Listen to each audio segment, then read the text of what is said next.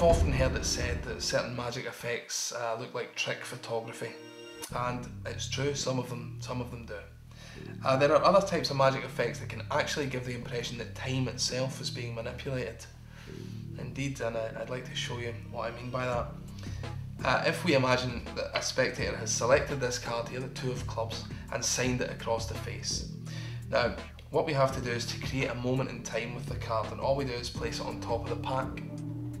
Now, if I then take that card and push it into the centre of the deck, then the moment that it was on top of the pack becomes a moment in the past.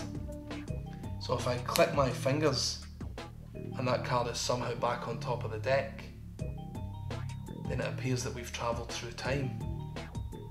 And we can do this again. If I take the card like this and I place it on the bottom of the pack, just snap my fingers and show you that somehow it's travelled back to the top of the pack again, then again it looks like somehow we've travelled through time.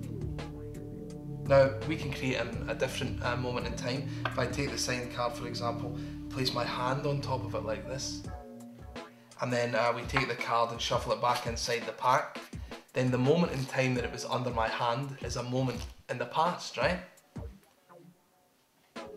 A moment in the past.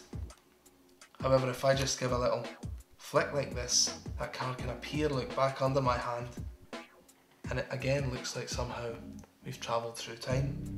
Now let's try something else. I can take the card like this and place it in my pocket. Okay, and with the card in my pocket, that creates a moment in time. Just a flick, the card is gone, and we go back to the moment that it was under my hand, right?